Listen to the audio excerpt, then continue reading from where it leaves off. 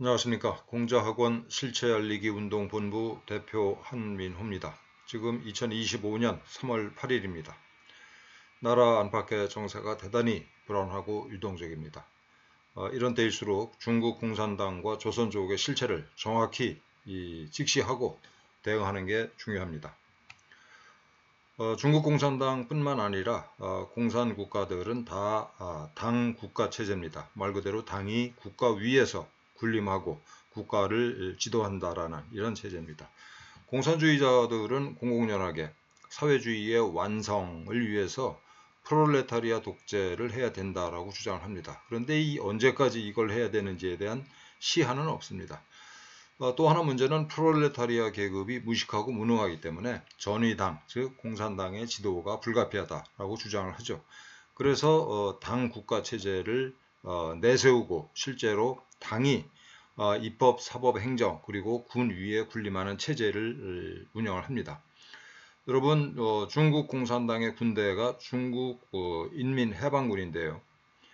이 인민해방군의 소속이 중화인민공화국이라고 하는 국가가 아니라 중국 공산당이라고 하는 당 소속이다라는 점, 이 점을 꼭 기억을 하셔야 되겠습니다.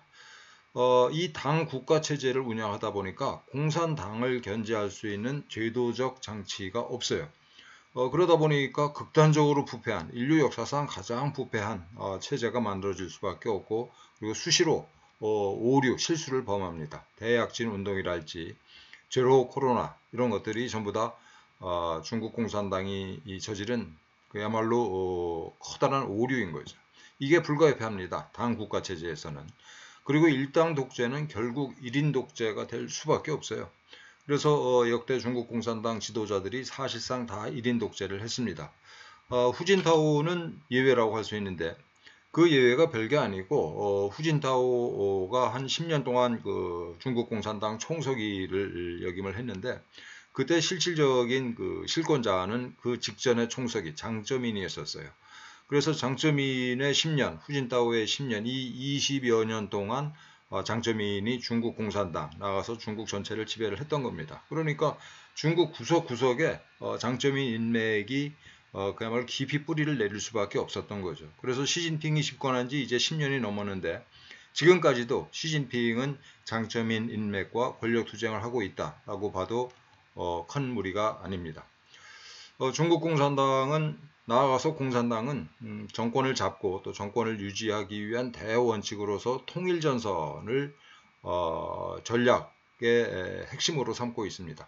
통일전선은 영어로는 United Front, 그래서 연합전선이라고도 얘기를 하는데 별게 아니고 동조 세력을 광범위하게 규합해서 주적을 타격해야 된다라는 이론입니다.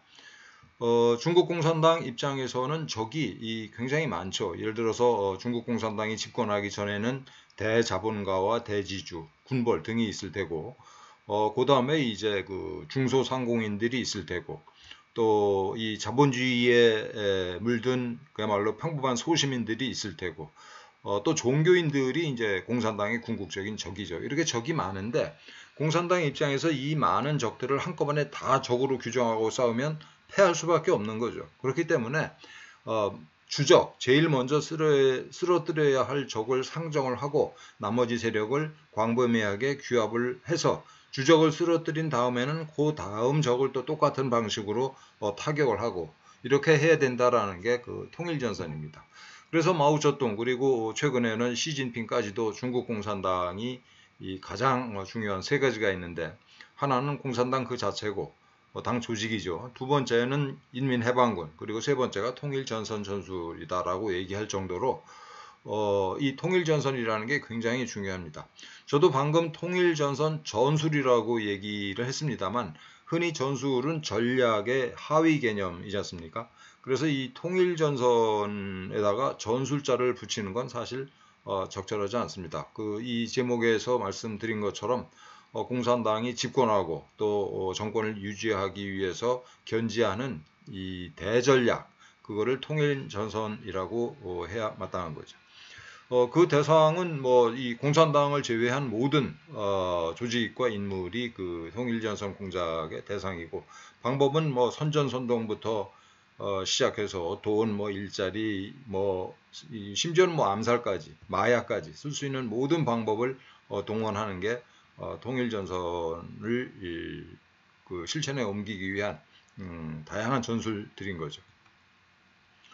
그런데 이건 뭐 사실 새로운 건 아닙니다. 지금으로부터 2000여 년 전에 중국의 그 전국시대 때 각국이 살아남기 위해서 말 그대로 종횡으로 국가와 국가 사이의 연맹을 구축을 해서 이제 그 강적에 대응하자라는 게 합종연횡인데 통일전선의 원형은 사실 합종연횡에서 찾을 수가 있는 거죠. 그리고 통일전선은 공산당만의 전유물은 아닙니다. 모름지기 모든 정치 세력은 통일전선을 펼쳐야 되는 거죠. 우리 우파도 당연히 통일전선으로부터 많은 걸 배우고 실제로 또 통일전선을 해야 되는 겁니다. 우파판의 통일전선을. 그런데 이 공산당의 통일전선, 특히 중국 공산당의 통일전선이 무서운 건 이 통일전선의 그 기본 정신을 극단적으로 과학화하고 체계화했고 또 정말 치밀하게 이걸 실시한다는 데 있습니다. 중국 공산당의 전쟁관에 대해서 또 살펴봐야 되는데 중국 공산당은 모름지기 전쟁이라 하면 초한전이다라고 얘기를 해요. 한계가 없는 전쟁, 한계를 초월한 전쟁. 그래서 전쟁터가 따로 있는 게 아니고 모든 분야가 일상의 모든 그 분야가 전쟁터고 또 전시가 따로 있는 게 아니에요. 지금 전쟁 중이에요, 걔들은. 그리고 이 군인이 따로 있는 게 아니고 전 국민이 이 전사인 겁니다. 그리고 합법과 불법의 경계가 없어요. 적을 쓰러뜨리기 위해서 모든 방법을 다 동원한다. 라는 게 초한전의 핵심 개념입니다. 당연히 뭐 마약 같은 것도 이 초한전의 전쟁 수단인 거죠. 그런데 이 초한전이라고 하는 개념은 새로운 발상은 아니에요. 그 손자병법, 트럼프가 제일 좋아하는 책이 뭔지 아십니까? 바로 손자병법이에요. 트럼프 본인이 얘기했습니다. 자기의 추천 도서 1번은 손자병법이다. 말 그대로 전쟁과 뭐 비즈니스의 고전인데 그걸 중국에서 2500년 전에 만들어냈어요. 손자병법의 기본적인 발상이 바로 이 초한전입니다. 동원할 수 있는 모든 수단을 써서 적을 쓰러뜨려야 된다. 그리고 실제로 전쟁을 하기 전에 무력을 동원한 전쟁 이전에 적을 쓰러뜨리는 게 최고다. 뭐 이런 이 전쟁론의 그야말로 고전인 거죠. 그래서 다시 말씀드립니다만 초한전은 뭐 새로운 발상은 아니고 이 아주 오래된 적어도 2500년 된 이런 그 생각을 정리한 거다. 저는 이렇게 보고 있어요. 참고로 중화인민공화국 국가정보법이라는 걸 얘들이 2017년 6월 달에 제정을 했는데 중국은 당 국가 체제이기 때문에 당에서 시키면 또 당에서 결심하면 뭐든지 다 해야 돼요. 그래서 뭐 이런 법률이 사실 필요가 없는 체제입니다. 중국 공산당이 지배하는 중국은.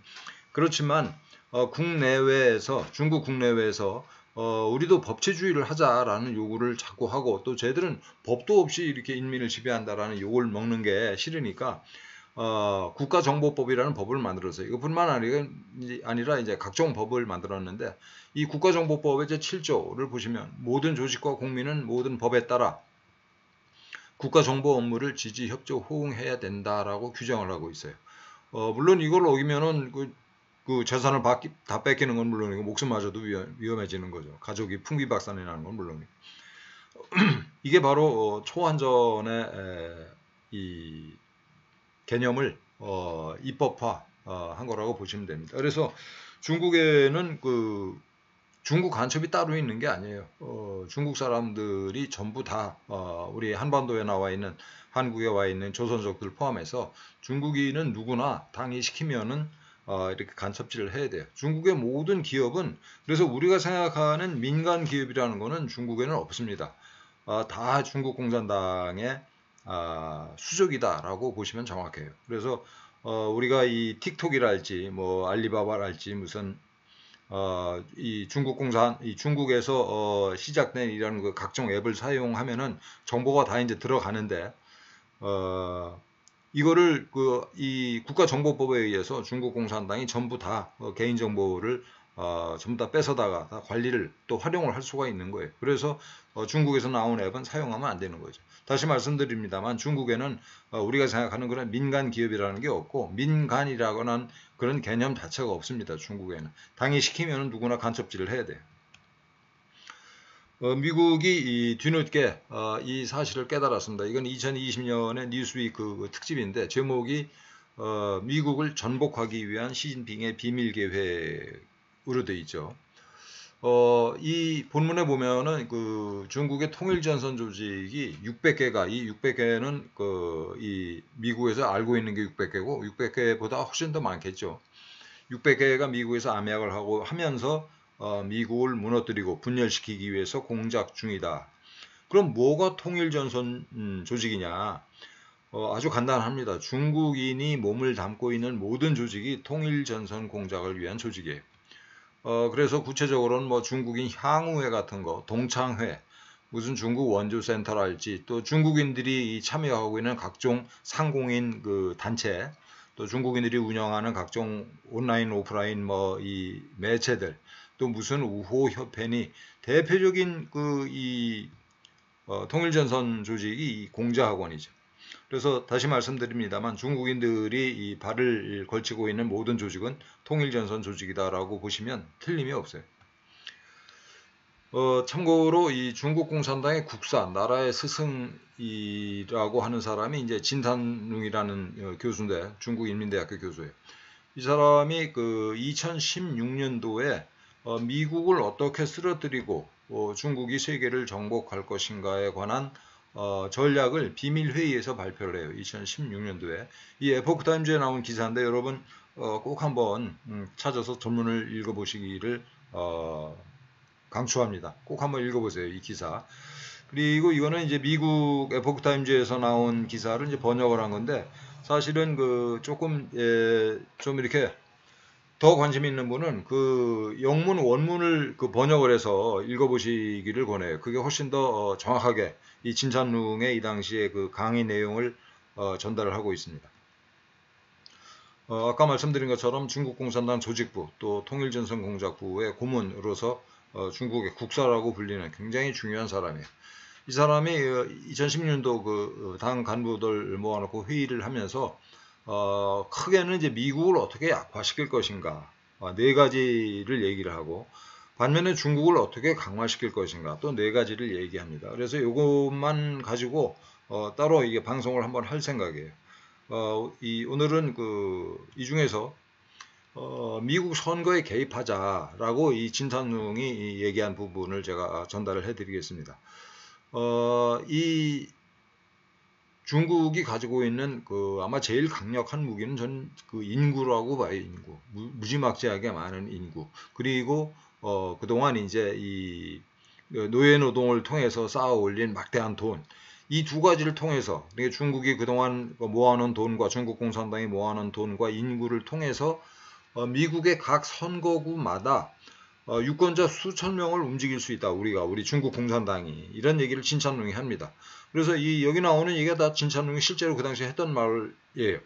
그래서 미국 인구가 3억 1200만으로 여기 돼 있는데 이건 이제 2016년 당시고 지금은 이제 한 3억 4천만 명 정도로 이민자가 많이 늘어가지고 늘었다고 합니다. 그리고 하원 의원 선거구가 435개고 선거구별로 인구는 75만이다. 그런데 실제 통계를 보면 이 진찬룽이 이걸 다 연구를 했어요. 투표율이 30%에 불과하다. 즉 매번 투표할 때마다 하원 의원 뽑을 때마다 선거구마다 한 20만 명 정도가 투표를 하는데 공화당 지지 후보와 민주당 지지 후보 사이의 표 차이가 대개 만 표도 안 되더라라는 거예요. 선진국이 다 이렇죠. 미국뿐만 아니고 실제로 소위 이제 이게 진보 진영과 보수 진영의 표가 거의 비슷합니다. 그래서 선거할 때마다 사실 박빙의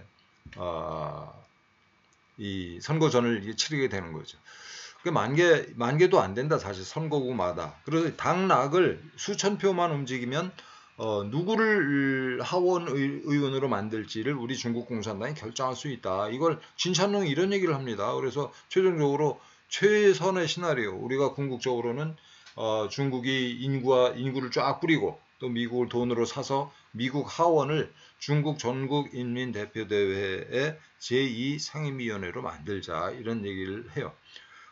아까도 말씀드린 이 에포크타임즈의 기사 꼭 한번 읽어보시고 또 하나 소개를 해드리고 싶은 기사가 역시 이제 에포크타임즈의 이 기사입니다. 이건 제가 썼는데 이 2020년에 그 악시오스라고 하는 그 인터넷 매체가 있어요. 미국에. 여기서 이 캘리포니아의 한 하원 의원, 에릭 스월웰이라고 하는 하원 의원이 중국 공산당 간첩, 이 미모의 여간첩인 크리스틴 팡이라고 하는 중국 간첩과 아주 긴밀하게 접촉을 했다. 그런데 이 접촉이 언제부터 있었냐면 이 당시에 이 악시오스 보도가 나올 때는 에릭 스월웰이 하원 의원이었었는데 그 전에 하원 의원이 되기 전에는 이 샌프란시스코 근처에 더블린이라고 하는 조그만 시가 있어요. 그 더블린 시의 시의원을 지내고 있었습니다. 이 에릭 스월웰이.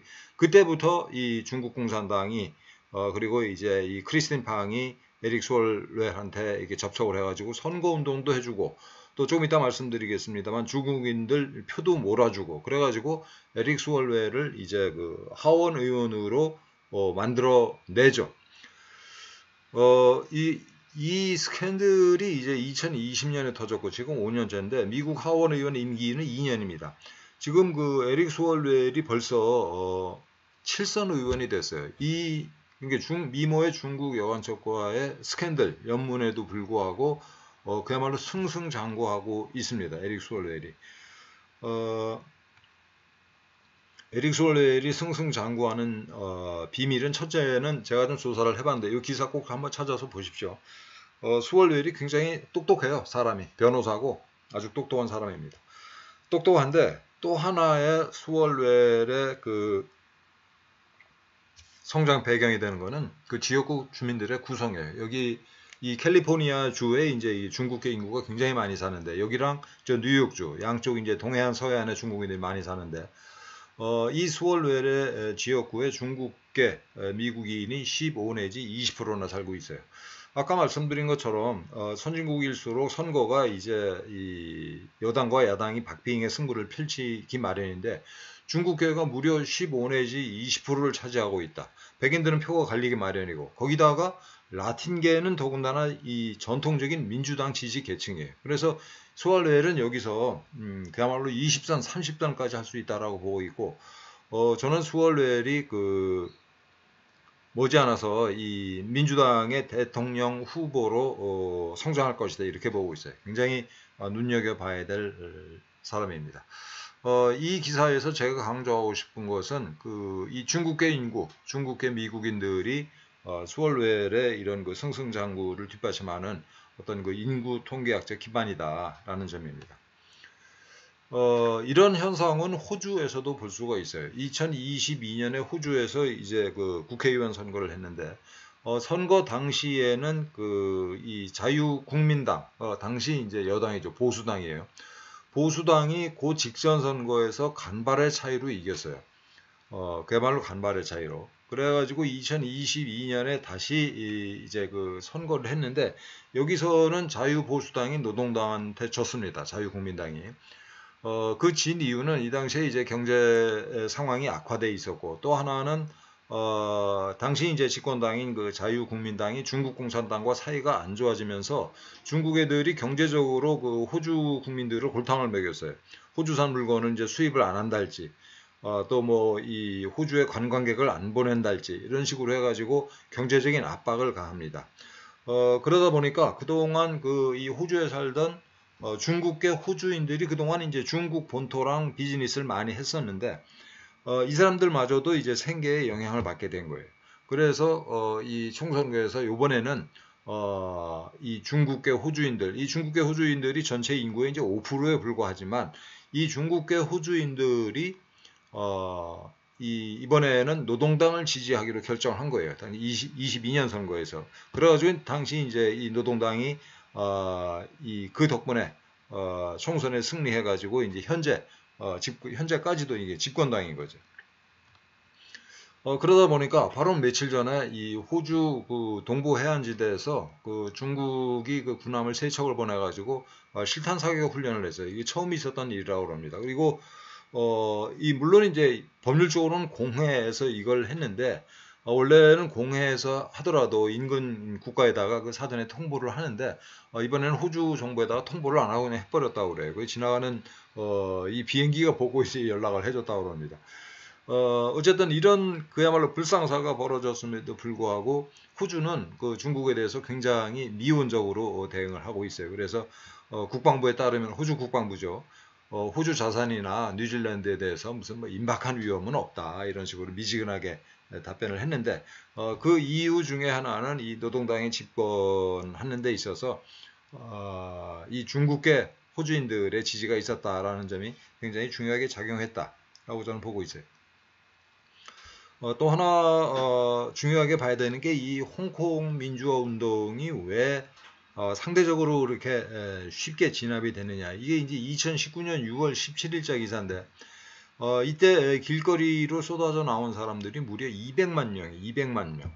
이 홍콩이라고 하는 조그만 도시에 당시 이제 약 700만 명, 700만이 좀 넘는 인구가 살고 있었는데 그야말로 아이들이나 또 몸을 움직이지 못할 사람들 빼고는 거의 다 길거리로 쏟아져 나왔다고 봐야 돼요. 그럼에도 불구하고 이 엄청난 민주화 열기가 비교적 조용하게 큰 불상사 없이 예를 들면 천안문 사태 같은 그런 사태가 없이 진압이 됐던 게 도대체 뭐 때문일까?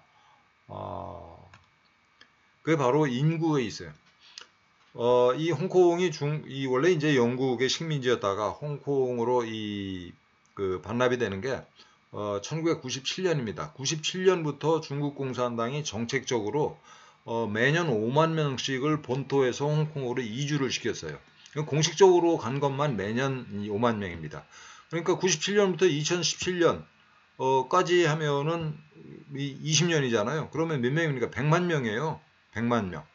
홍콩 인구가 홍콩이 이제 이게 중국으로 반환되고부터 20여 년 동안 100만 명이 넘는 중국 본토인들이 중국 공산당의 계획에 의해서 홍콩으로 이주를 합니다. 그래서 홍콩 곳곳에 지리적으로는 물론이고 사회 계층적으로도 특히 이게 중요한 권력기관이랄지 경찰이랄지 이런 데는 전부 다 이 본토에서 건너온 사람들 내지는 그들과 가까운 사람들로 다 채워진 거죠.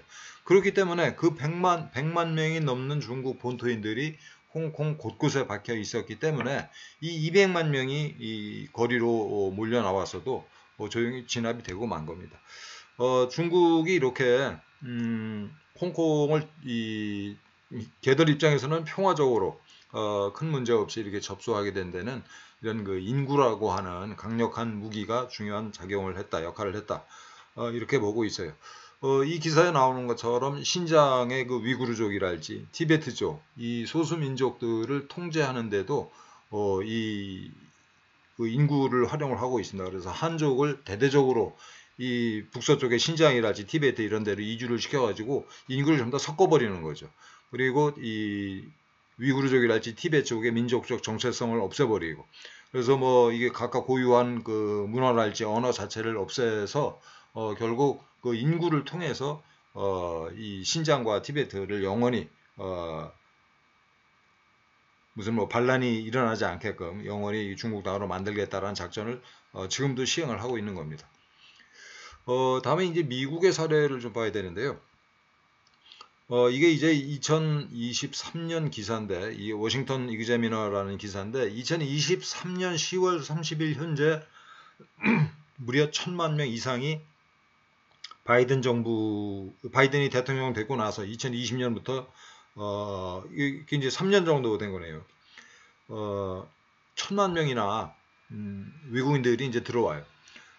주로 이제 불법 이민입니다. 이게 1000만 명이. 그리고 이 사람들은 파악이 된 사람들이고, 파악이 안 된 사람들까지 하면 도대체 불법 이민자들이 몇 명이나 온 거냐. 이걸 아무도 몰라요. 그래서, 추측하기로는 적게 잡으면 2천만 명, 많이 잡으면 3천만 명, 뭐 이런 얘기들 합니다. 굉장히 심각한 거죠. 이 바이든 정부가 있잖아요. 이 국가 예산을 들여서 말 그대로 이 불법 이민자들을 불법 이민자들이 몰래 들어간 게 아니고 바이든 정부가 이 불법 이민자들을 실어 날랐어요. 그래서 이걸 보면은 이 작년에 작년인가요? 재작년인가요? 그 노스캐롤라이나 주에 그 엄청난 이 태풍이 불어가지고 그때 이 이재민들이 굉장히 많이 생겼는데 그 이재민들에 대해서는 돈을 안 쓰고 여기 보면 이제 페마라고 그래가지고 그 연방재난관리청이 있는데 이 연방재난관리청의 예산이 어디에 쓰였냐면 불법 이민자들을 데려다가 먹이고 재우는 데 이 돈을 쓴 거예요. 그래가지고 이 트럼프가 대통령 되고 나서 이 페마를 없애야 된다 뭐 이런 얘기를 하는 이유가 이 페마라는 기관 자체가 불법 이민자들을 불러다가 먹이고 재우는데 돈을 더 쓰고 자기네 국민들 중에 이제 정작 페마의 지원을 받아야 되는 사람들은 외면을 했던 거죠. 그게 바이든 이 정부에서 벌어진 일입니다. 이게. 이건 이제 일론 머스크가 한 말인데 이 미국은 있잖아요. 선거 제도가 우리랑 달라가지고 각 주마다 선거법이 다 달라요. 그리고 선거 관리를 각 주에서 다 합니다. 특히 이제 이 민주당이 주지사하고 또 이 주의회를 지배하는 그런 주에서는 황당하게도 선거를 할 때, 투표를 할 때 신분증 제시를 요구를 안 해요. 그러니까 불법 이민자들이 와서 투표권을 행사할 수 있는 나라가, 물론 모든 주가 그런 건 아니고 그런 주가 여기저기 널려 있는 게 미국입니다. 이게 선거 관리가 너무나 허술한 나라예요, 미국은. 그렇기 때문에 이 아주 작게는 1,000만 명, 그리고 많이 보면 3,000만 명의 유권자가 새로 생긴 거예요. 그런데 미국의 이 선거 지형을 보면은 소위 이제 레드 스테이트라고 그래가지고 선거할 때마다 공화당을 지지하는 주가 있고 또 블루 스테이트 선거할 때마다 민주당 지지하는 주가 있어요. 그래서 이게 되게 결정이 되어 있는데 거의 안 바뀝니다. 선거할 때마다. 다만 7개 주가 이제 스윙 흔들리는 주가 있어요. 스윙 스테이트라고 그래가지고 펜실베이니아 주를 비롯해가지고 요번에 이제 트럼프 당선도 결국 소위 스윙 스테이트가 다 트럼프를 지지했기 때문에 트럼프가 대통령이 된 거죠. 어쨌든 그런데 스윙 스테이트는 이름에서 스윙 스테이트라는 말이 나타내듯이 공화당 지지자들과 민주당 지지자들이 대체로 비슷한 그런 인구 분포를 보이는데 이 스윙 스테이트에다가 아까 1,000만 명 내지 3,000만 명에 달하는 불법 이민자들을 풀어놓으면 그 불법 이민자들은 거의 다 민주당 지지자들이잖아요. 왜냐하면 자기들 데려왔으니까 민주당에서 먹여두고 재워주고 하니까. 그러면 어떻게 되겠습니까? 스윙 스테이트가 영원히 민주당 지지주가 되는 거예요. 그럼 어떻게 되겠습니까? 미국은 민주당이 영원 무궁토록 지배하는 그런 나라가 되는 거죠. 이게 이 불법 이민자 문제가 이렇게 굉장히 심각한 거예요. 작은 문제가 결코 아닙니다. 그걸 노리고 이 민주당 정권이 바이든 정부가 정말 반역질을 했다라고 저는 봐요. 이건 정말 단호하게 철저하게 수사해서 단죄를 해야 된다 이렇게 보고 있습니다. 그래서 트럼프 대통령이 요즘에 그야말로 정말 불철주야 열심히 거의 혁명에 준한다고 저는 보고 있는데 그렇게 열심히 일을 하는 와중에 이 불법 이민자 추방을 트럼프 대통령이 굉장히 중요한 아젠다로 삼고 있어요. 왜냐하면 이 1,000만 명이나 넘게 들어온 이 사람들을 그냥 둬가지고서는 다음 선거가 어떻게 될지 모르거든요. 민주당으로 다시 넘어갈 수가 있어요. 그래서 트럼프 대통령이 요즘에 또 강력하게 추진하는 게 이 선거할 때마다 신분증 제시를 의무화하자라는 얘기를 하고 있어요. 우리는 너무나 당연한 얘기인데 미국이 이게 안 되고 있는 주가 많은 거예요. 그러니까 이 불법 범죄자들이 많이 들어왔는데 그런 놈들이 들어와가지고 한 표를 행사하면서 이 각급 정치인들을 뽑고 심지어는 대통령까지 뽑는 거 아니겠어요? 이거는 정말 시급하게 해결해야 될 과제인 거죠. 자, 그럼 이제 우리 대한민국 얘기를 한번 해보겠습니다. 우리 대한민국에는 조선족 80만 명을 포함해서 헌법적으로 한 100만 명의 중국인이 들어와 있어요. 불법 체류주자까지 하면 한 130만이다 이렇게 얘기하는 사람들이 있는데 그리고 귀화를 한 사람들이 최소 15만 명입니다. 이걸 제가 2년 전인가 조사한 게 15만 명인데 그동안 아마 많이 늘었을 거예요. 귀화한 사람들이 15만 명이고 선거권을 보유한 중국인들이 있어요. 이 물론 이제 지방선거, 대통령 선거랄지 국회의원 선거 투표권은 없고 지방선거 투표권이 있는 중국인들이 영주권 취득하고 이제 3년 있으면은 이 투표권을 주는데 10만 명이나 됩니다. 적어도 10만 명. 그래서 이 사람들이 이제 이 서울시장 선거는 물론이고 경기도지사 선거, 인천시장 선거 등 그 다음에 교육감 선거 이런데 이제 중국인을 포함한 외국인들이 전국적으로 10만 명 이상의 투표권을 행사를 합니다. 2010년도 그 6월 2일 날 서울시장 선거가 있었는데 이 굉장히 우리가 생각해 볼 게 많은 선거예요. 이때 그 오세훈과 한명숙 이 두 후보 사이의 표차가 겨우 26,412표밖에 안 됐었어요. 그런데 당시 2010년 당시 선거에서 투표권을 가진 서울시의 외국인 수가 38,000여 명이었었습니다. 그러니까 이 절대적인 숫자는 그러니까 이 투표권을 가진 외국인의 숫자가 절대적인 숫자는 몇 명 안 되지만 예를 들어서 아까 말씀드린 것처럼 전국적으로 한 10만 명 되는데 이 10만 명이 38,000명 정도가 서울시에 살고 38,000명 정도가 경기도에 살고 인천은 보니까 뭐 상대적으로 몇 명 안 되더라고요.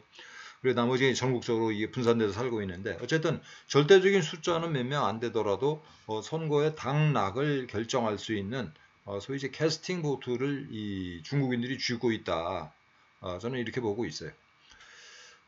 이 사람들이 그럼 무슨 생각을 하냐? 이 조선족들이 2022년에 대통령 선거를 앞두고 이재명 당시 후보와 이제 윤석열 후보가 이렇게 맞붙었던 대통령 선거를 앞두고 이 조선족들이 모여가지고 이재명 후보 지지를 선언을 했어요. 여기 보면 소통공감위원회라고 되어 있는데 이게 민주당 소속의 민주당 선대본부 소속의 위원회였습니다. 이게 민주당 소통공감위원회 소속의 이제 회원들이 모여가지고 우리는 더불어민주당 이재명 대통령 후보를 전적으로 지지한다라고 선언을 했어요. 이 사람들이 이런 말을 했습니다. 그 당시에 그 한중수교 이후에 중국 동포들이 고향이자 모국인 한국으로 올 수 있도록 길을 열어준 분들도 민주당의 김대중 노무현 대통령이었다. 아까 그 불법 이민자를 비롯해서 그 라틴계 그 주민들 등이 이 기본적으로 미국에서 민주당을 지지한다고 그랬잖아요. 이게 한국에서도 마찬가지입니다. 조선족들은 기본적으로 물론 뭐 이 국힘당 지지하는 분들도 있겠지만 기본적으로 민주당 지지자들이 많아요. 그래서 이 사람들이 이날 이 대통령 선거를 앞두고 이런 메시지를 공개를 했는데 이재명 후보님 앞으로 우리 중국 동포들이 한국에서 잘 정착하여 한국 사람들과 더불어 살아나갈 수 있도록 더 좋은 정치를 해주세요라는 이런 메시지를 발표를 했어요.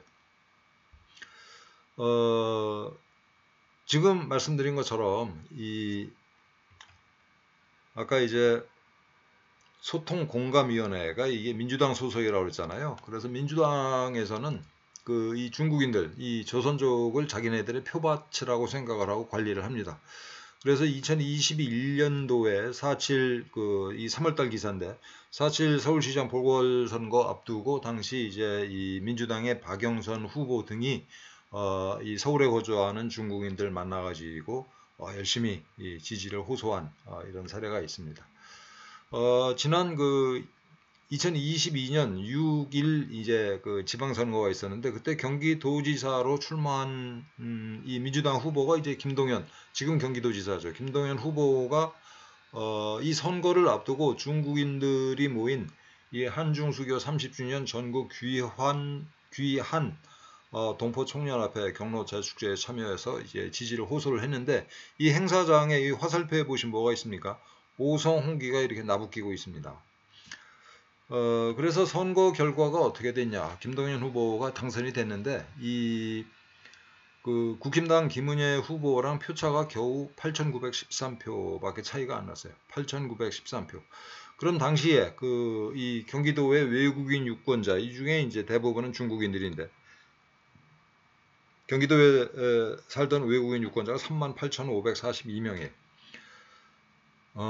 저는 김동연 이 도지사 당선에 이 중국인들이 상당히 기여를 했다, 이렇게 확신하고 있습니다. 조선족들은 그 대한민국을 그리고 자기들을 어떻게 생각하냐, 우리가 흔히 이제 동포들이라는 단어를 쓰는데 이거는 이제 이 파이낸스 투데이라는 그 신문에 그 2021년 6월 달에 난 기사인데 2021년이 중국 공산당 창당 100년인 해였었어요. 그때 이 중국 공산당 창당 100주년을 기념해서 조선족들이 모여가지고 이렇게 축제를 열었습니다. 그래서 이 인민해방군 이 복장을 입고 우리 조국은 중국이다, 중국 공산당 만세라고 외치면서 축제를 열었다고 그래요. 그리고 제한동포 총연합회 회장이 여기서 이제 중국은 우리의 조국이다, 고맙게도 중국이 조선족을 하나의 성으로 편입시켜 줬다라고 자기들이 분명히 이 중국인이다, 또 중국 공산당에 충성한다라는 뜻을 이렇게 물론 자기들끼리 있는 자리에서 공공연하게 밝혔습니다. 한중문화방송 TV라고 하는 유튜브 채널이 있는데 여기에서 제가 우연히 보게 된 건데 이 사람들이 역시 이제 중국 공산당 창당 100년 기념 행사 공연을 했는데 소위 빛나라 예술단에서 연변 인민들은 조선족이죠. 모 주석, 모택동 주석을 노래하는 이런 주제로 노래와 이렇게 춤을 추는 장면이 방송이 됐습니다. 이거는 2021년 3월 달에 한국경제에 났던 기사인데 이 유치원에서 이게 태극기를 가르치는 거에 대해서 조선족 마음카페에서 굉장히 논란이 벌어졌다, 이런 기사입니다. 그래서 유치원에서 우리나라 태극기 어쩌고 이 애들한테 가르치는데 이렇게 하니까 우리 애들이 자기네 애들은 중국인이에요. 중국인인데 우리 애들이 한국 유치원 다니면서 한국 사람이라고 이렇게 스스로 착각할까봐 걱정된다, 이런 얘기를 하면서 이게 중요한 구절이 나오는데 조선족 마음카페 회원 CC도 한국에 온 지 10년이 넘었고 현재 한국 국적을 취득한 상태. 이거 중요한 말이죠, 이거. 한국 국적을 취득한 상태. 이게 적어도 현재 이제 전국적으로 15만 명 이상인데 이 사람들은 스스로 한국 엄마들과 하는 생각도 다르고 생활도 다르고 그냥 조선족들이랑 어울리는 게 편하다라는 이런 말을 했어요. 충분히 이해가 됩니다. 우리가 이 반성해야 될 부분이 과연 이제 조선족들을 우리가 따뜻하게 대했던가에 대해서는 자신 있게 그렇다라고 이게 답할 수가 없죠. 우리도 이제 반성할 부분이 있지만 어쨌든 조선족들이 어떤 생각을 가지고 있는지, 심지어는 한국인으로 국적을 바꿨음에도 불구하고 이런 생각을 가지고 있다라는 거 우리가 염두에 둬야 되겠죠. 2012년도에는 제한중국동포 유권자연맹이라는 게 만들어져요. 2012년이니까 지금부터 13년 전입니다. 여러 단체가 합해져 만들었는데 이때 이제 동포들의 인권 신장과 복지 향상을 확실하게 약속하는 대선 후보를 선출하도록 독려하겠다.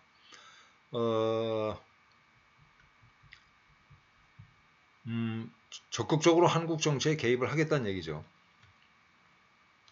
이때 이 오랫동안 조선족 교회, 서울 조선족 교회라는 게 있어요. 말 그대로 조선족이 출석하는 교회인데 이 중국 공산당이 이거를 치밀하게 관찰하고 있습니다. 어떻게 움직이고 있는지. 어쨌든 서울 조선족 교회 서경선 목사님이 축사에서 이런 말씀하셨어요. 죄송합니다. 이제는 중국 동포들 가운데서도 국회의원이 나와야 한다. 그리고 이번 대선에서 이 기사가 2012년도 기사니까요. 박근혜 후보와 문재인 후보가 싸울 때 그 시점에서 나온 이 말씀입니다. 이거야. 이번 대선에서 앞으로 중국 동포들 가운데 비례대표 한 석은 꼭 주겠다고 약속하는 대선 후보를 찍어야 한다. 또 이제는 동포들이 자유왕래, 자유체류, 자유취업 등을 허용할 때가 됐기에 대선 후보들에게 그것을 공약으로 받아내야 된다라는 말씀을 하셨어요. 어떻게 생각하십니까, 여러분? 이런 인식에 대해서. 2017년에는 그 청년경찰이라는 그 영화가 개봉이 돼가지고, 이 중국 동포 단체들이 이 분기탱천에서 모였었다고 그래요. 2017년 9월 1일자 기사인데, 도대체 이 청년경찰이라는 영화의 내용이 뭐냐. 그 대림동을 배경으로 해가지고, 조선족들이 그 이 사람을 납치해서 장기를 적출하고, 뭐 장기 매매하고, 뭐 이런 강력 범죄를 저지른다라는 내용이라고 그래요. 물론 이 영화에 이 순전히 이렇게 그 이 상상의 산물은 아니고 이 비슷한 실화가 있었다고 합니다. 그 실화를 보고 이 시나리오를 만들었다고 이제 영화 감독이 얘기를 하는데 물론 이 영화에는 이제 그 이 좋은 선량한 조선족도 나옵니다. 물론 조선족이 전부 다 이런 그야말로 그 범죄자들이다 이렇게 묘사한 건 아니에요. 그럼에도 불구하고 이 영화가 나오자 이제 조선족들이 모여가지고 이 영화사에 대해서 손해배상 청구 소송을 했어요. 이게 이제 2020년인데 20년 기사입니다. 이 사건이 났던 거는 이제 이 청년 경찰이 그 개봉을 한 거는 27년이니까 3년 후의 얘기예요. 그래서 우리 법원에서는 손해배상 판결은 안 내리고 화해를 해라라는 이런 그 선고 종류가 있습니다. 화해를 해라. 화해 권고 결정을 했다고 합니다. 그래가지고 영화사에서는 이제 조선족 대표를 찾아가서 결국 사과문을 전달하고 이 사건이 마무리가 됐는데 이 이후에 조선족을 다루는 그 이 조선족을 소재로 한 영화를 찍겠다라고 하면 굉장히 이제 조심할 수밖에 없게 되는 거죠. 앞으로 이렇게 되면 자칫 잘못하면 이제 손해배상이 소송이 들어오니까.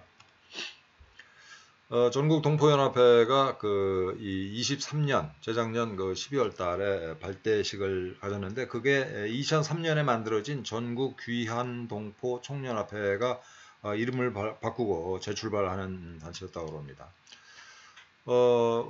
2022년에는 그 안산시 시장에 조선족이 출마를 했어요. 물론 이 투표하는 거는 이제 영주권만 가지고 되지만 이렇게 출마를 하려면은 국적을 바꿔야 됩니다. 귀화를 해야지만 이런 공직 후보자가 될 수가 있어요. 어쨌든 이때 안산시 시장에 출마한 조선족 출신의 한국인이죠. 이때는 김만의라고 하는 분인데 이분이 이제 이 안산시는 아시다시피 이제 중국인들이 제일 많이 사는 그런 도시입니다. 그런 그 인구 구성을 배경으로 해서 이 양반이 그 안산시장에 출마했지만 당선은 안 됐어요.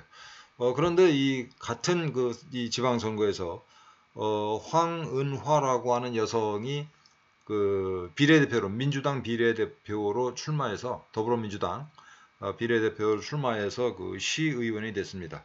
지금은 이제 1호 시의원이에요. 그 조선족 출신의 1호 첫 번째 시의원인데 이분도 이 귀화를 한 사람입니다. 한국인이에요. 귀화를 한 한국인. 이 아까 말씀드린 것처럼 이제 무려 이 귀화를 한 중국인이었다가 한국인으로 이제 국적을 바꾼 사람들이 최소 이제 15만 명 가량 되는데 그 중에서 시의원이 나왔고 앞으로 어떻게 될까요? 국회의원도 나오지 않을까요? 뭐 이렇게 더불어민주당 이런 데서 그 귀화한 사람한테 그 비례대표 자리 선순위 앞자리를 주면은 그 조선소 출신의 이제 국회의원을 우리가 보게 될 날도 오지 않을까 이렇게 생각을 합니다. 우리나라는 여야를 막론하고 이렇게 조선족을 위해서 뛰는 사람들이 많아요. 김무성 그 당시 한나라당인가요? 김무성 전 대표는 2016년 발언이네요. 조선족 이민을 대거 받아들여야 된다 이런 말을 했고 2017년 1월 달에는 송영길 당시 국회의원이 정당법을 개정을 해서 선거권을 가진 외국인 이건 지방선거 선거권을 가진 외국이니까 이 최소 15만 명 10만 명이네요. 그 사람들한테도 정당 가입을 허용하자. 이게 여러분 이제 지금은 이제 그 10만 명인데 그 이 선거권을 가진 외국인이 앞으로 이 조선족이랄지 중국인들의 이 국내 진출을 막지 않으면 앞으로 10년 후에 어떻게 될까요? 10년 후에 귀화하고 그 다음에 이 선거권을 가진 영주권자까지 합하면 지금 25만 명인데 지금의 추세가 조금 더 가속도가 붙으면 10년 후에는 중국 출신의 유권자가 한 50만 명 될 거다. 그럼 이 50만 명이 예를 들어서 민주당에 다 입당한다. 그러면 송영길 당시 그 의원 주장대로 하면은 민주당의 중요한 결정을 이제 그 당원들이 참여해서 결정을 내린다고 했을 때 예를 들어서 민주당의 대통령 후보를 중국인들이 결정하게 되는 이런 사태가 올 수 있는 거예요. 이 송영길 씨의 주장대로 하면은 이 정당법 개정안까지 발의를 했는데 그 이후에 이제 물론 진전은 안 됐습니다. 또 당시 국회의원 그 김경진 의원은 국내에서 대학원을 나오든 이 학위를 취득을 하면은 쉽게 한국인이 될 수 있도록 문을 열자. 이건 국적법 개정안까지 냈습니다. 어떻게 될까요? 지금 우리나라에 와 있는 중국인 유학생이 6만 7천 명이에요. 1년에 한 15,000명씩만 얘들이 이 졸업생이 쉽게 이제 국적을 취득하도록 해주면은 1년에 15,000명, 10년은 15만 명이네요. 그렇죠? 이런 식으로 문을 열어 제끼면 오늘날 그 이 이민자들 때문에 유럽 사회가 엉망진창이잖아요.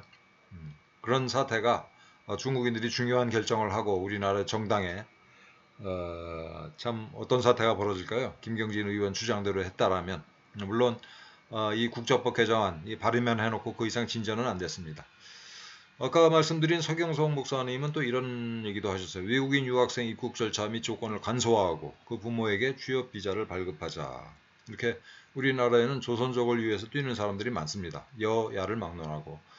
서경석 그 목사님 얘기를 조금 자세히 좀 보면은 한국에서 중국 동포에 대한 냉대가 정도를 넘어섰다. 이건 맞는 말씀입니다. 우리가 반성해야 될 부분이에요. 아까 말씀드린 것처럼. 그러나 중국 동포는 일제 때 살 수가 없어서 독립운동을 위해 만주러왔던 선조들의 후손이지 외국인이 아니다. 이 말에 대해서는 좀 이따 다시 말씀드리겠습니다. 이건 사실은 틀린 말이에요. 중국 동포를 시진핑 앞잡이로 보는 사람이 많은데 20년간 조선족 목회를 한 사람으로서 단언한다. 중국 동포는 시진핑의 앞잡이가 아니다. 이 말에 대해서도 저는 동의하지 않습니다. 중국인이 건강보험에 무임승차하고 있다는 주장도 사실이 아니다. 중국 동포가 한국에서 살기 원하는 가장 큰 이유는 한국의 자유와 인권 때문이다. 한국의 자유와 인권 때문이다. 뭐 그러면 좋겠습니다. 한국 인구가 줄고 있는 지금 중국 동포가 우리 한국으로 고향으로 돌아와서 살기 원하면 무조건 허용해야 된다. 이런 말씀을 하셨는데 아까 이 한국에 살고 있는 그 조선족들의 정체성은 본인들이 자랑스러운 중국인이에요. 한국말을 쓰지만 자랑스러운 중국인이고 특히 중국 공산당에게 충성하자 이런 얘기를 하는 사람들이 제가 보기에는 꽤 많은데 그걸 무시하고 중국 동포는 시진핑의 앞잡이가 아니다. 또 한국의 자유와 인권 때문에 여기 사는 거다. 이런 말씀을 하시는 거는 상당히 사실과 동떨어진 얘기가 아닌가라고 생각을 합니다. 다시 말씀드립니다만 이 중국은 국가정보법에 의해서 자기네 국적을 가진 모든 국민을 간접으로 쓰는 그런 나라예요. 그런 정치 집단이고 그런 마당에 이렇게 좋게만 생각을 하면은 굉장히 위험하다라고 생각을 하는 거죠. 그리고 너무 딱딱한 얘기만 해서 좀 부드러운 말씀을 드리면 이 감격시대라는 노래가 있잖아요. 요새 젊은 사람들은 모를 텐데 우리나라 노래가 요즘 젊은 사람들 노래는 제가 잘 몰라가지고 그 얘기를 못하겠고 제가 이제 1962년생인데 제가 어려서부터 쭉 살아오면서 한국 노래에 이렇게 밝은 노래가 별로 없었어요. 근데 몇 개 밝은 노래가 있었는데 그게 알고 보니까 일제 때 만들어진 노래들이에요. 일제 때. 그래서 이 39년에 나온 감격시대 남민수 선생의 거리는 부른다 환희에 빛나는 굉장히 신나는 노래죠. 이게 여러분 39년에 나온 노래입니다. 39년. 일본 제국주의가 그야말로 승승장구하면서 저 만주국이 이 당시에 이미 그 건국이 돼가지고 나름 그야말로 이 눈부시게 발전해 나갈 때고 또 이게 중국 또 동남아시아로 진출한 때입니다. 그때 조선 사람들은 자기들을 일본 국민으로 인식을 했어요. 물론 뭐 해외에서 또 국내에서 독립운동 한 사람들도 있었지만 많은 이 보통 사람들은 자기들을 이 일본 사람이다 이렇게 인식을 했습니다.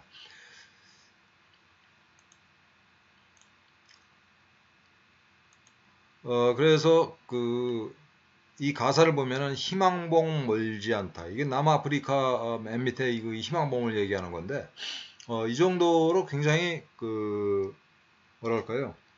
일본이 이 파죽지세로 뻗어나가는 걸 우리가 뻗어나가는 걸로 생각을 했던 거죠. 그래서 이 3절에 보면 희망의 대지여 새파란 지평실 이건 이제 만주를 얘기하는 거죠. 또 41년에 복지만리라는 노래가 나오는데 이 복스러운 땅이라는 겁니다. 이 만주를 얘기하는 거예요. 그래서 가사에 보면은 달실은 마차다 해실은 마차다 굉장히 신나는 노래죠. 저 언덕을 넘어서면 새 세상의 문이 있다. 또 저 고개를 넘어서면 새 천지의 종이 온다. 이 만주를 염두에 두고 나왔던 노래입니다. 또 있습니다. 꽃마차. 노래하자 꽃서울 춤추는 꽃서울로 알고 있지만 원래는 노래하자 하루빈 춤추는 하루빈이 가수입니다. 여기서 하루빈이 뭐냐면 하얼빈이에요. 하얼빈. 이 당시에 이 일본이 세우는 이제 우리는 괴뢰국이다 이렇게 얘기를 하는데 만주국이 이 신도시를 많이 건설을 하는데 이 신도시를 이제 그 청제국이 지배하던 시절에 얼마나 우중충했겠어요. 그런데 그거를 일본이 새로 그럼 이 3절에 보면은 뾰족 신발 바둑길에 꽃양산이 물결친다 이런 구절이 있는데 바둑길이라는 게 뭐냐면 바둑판처럼 아주 똑바르게 이 도시계획이 되어 있는 그런 도시의 모양을 그린 겁니다. 이게. 그래서 지금 말씀드린 것처럼 이 당시 일제 때 이 만주로 건너간 많은 사람들이 그야말로 꿈을 쫓아서 간 사람도 있고 먹고 살기 위해서 간 사람도 있고 그런 사람들이 절대 다수 아니겠어요. 그리고 독립운동을 하기 위해서 한반도를 탈출해서 만주로 간 사람들은 이제 1910년 한일 합방 전후해서 이 건너간 사람들이 아마 이 많이들 있고 물론 이게 정확하게 이 숫자로 정리된 게 없기 때문에 뭐 어디가 뭐 비율이 얼마고 이런 얘기는 할 수 없습니다만 조금 아까 제가 보여드린 이런 노래들로 볼 때 그래서 이제 오늘날 이 만주 일대에 살고 있는 이제 소위 조선족들이 다 독립운동하러 건너간 분들의 후손이다라는 거는 그건 좀 사실과 다르다라는 생각을 합니다. 이 성경섭 목사님 말씀을 조금 더 살펴보면 동포들도 크게 반성해야 된다. 먹고 사는 일에만 몰두하지 말고 사랑받는 동포가 되려고 자유, 민주, 인권을 사랑하는 한국인이 되려고 노력해야 된다. 조선족이 친중국인인 것은 어쩔 수 없지만 동시에 친한국임을 감동적으로 보여줘야 된다라는 말씀으로 아주 지당한 말씀이죠. 이런 말씀을 하셨어요. 그래서 좀 이게 정리를 하자면 제한중국인 조선족들이 이제 대부분인데 그분들과 대한민국의 이 관계를 생각을 해보면 이분들이 중국 공산당의 침투 통로 역할을 한다라고 저는 보고 있어요. 그리고 아까 이제 미국에서 이 불법 체류자들을 우리 이제 수천만 명을 불러들여서 소위 이제 스윙 스테이트에 심어서 민주당의 영구 집권을 꾀했듯이 우리나라에서도 이 조선족을 포함한 중국인들의 이 입국 그리고 그들의 정치 세력화를 잘 관리하지 않으면 그야말로 민주당 영구 집권이 가능하지 않을까라는 걱정이 됩니다. 또 우리 지방대학들, 뭐 서울에 있는 대학들도 마찬가지인데 이 중국인 유학생들이 우리나라에 이 6만 7천 명이 들어와 있습니다. 6만 7천 명이 한 사람이 그 1년에 한 3천만 원씩만 쓴다고 가정하고 이렇게 생활비를 할지 그다음에 뭐 학비 등등 해가지고 그러면은 6만 8천 명이면 어떻게 될까요? 뭐 한 2조 원이 넘는 돈입니다. 아까 계산을 해보니까. 특히 지방대학들은 그 중국인 유학생에게 의지해서 간신히 연명하는 대학들이 꽤 돼요. 그리고 그런 대학에 의지해서 그나마 이렇게 간신히 굴러가고 있는 지역들이 있습니다. 중국인들한테 이 뭐랄까요? 그야말로 처분을 맡기고 있는 대학과 지방이 있다는 얘기죠. 또 건설업이랄지 또 어업이랄지 요식업, 뭐 식당 등 또 요양병원 이런데 우리 한국인들이 이렇게 고생하고 싶어하지 않는 업종에 조선족들이 대거 진출해 있고 그들이 없으면 이제 일이 안 돌아가는 이런 지금 상황인 거죠. 또 범죄 문제도 있고 그래서 이런 굉장히 이 중국인들이 이 지금 100만 명에 불과하지만 굉장히 심각한 문제다. 대한민국의 미래와 관련해서. 그래서 제대로 된 나라 같으면 사실 그 범정부 대책기구를 가동해서 종합적으로 이 문제를 관리를 해야 되는 거예요.